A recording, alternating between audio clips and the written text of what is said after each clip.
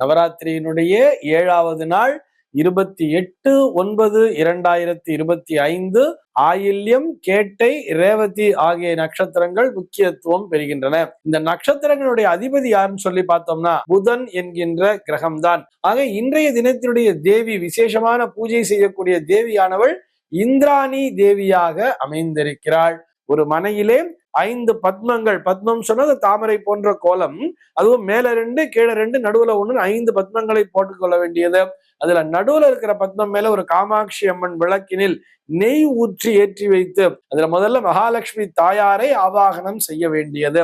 அதனைத் தொடர்ந்து அன்றைய தினத்திற்குரிய தேவியாகிய இந்திராணி தேவியை ஆவாகனம் செய்ய வேண்டியது. அதற்கு அடுத்தபடியாக அன்றைய தினத்தினுடைய நட்சத்திர அதிபதியாகிய புதன் என்கின்ற கிரகத்தினையும் ஆவாகனம் செய்துவிட வேண்டியது. இந்த மறிக்கொழுந்து பிச்சு வச்சுண்டு அதால் அர்ச்சனை செய்ய வேண்டியது.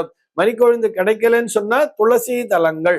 இன்றைய தினத்தினுடைய சிறப்பு நைவேத்தியம் என்னன்னு சொல்லி பார்த்தோம்னா பயத்தம் பருப்பு பாயசம் பண்ணி நைவேத்தியம் பண்ணலாம், ரவா உருண்டை பண்ணி நைவேத்தியம் பண்ணலாம், அந்த பொரிவளங்காய் உருண்டையை செய்து கூட நைவேத்தியம் பண்ணலாம். இது போக வெண்பொங்கலையும் செய்து நைவேத்தியம் செய்ய வேண்டியது. பச்சை பயறு சுண்டல் செய்து நைவேத்தியம் செய்ய வேண்டியது.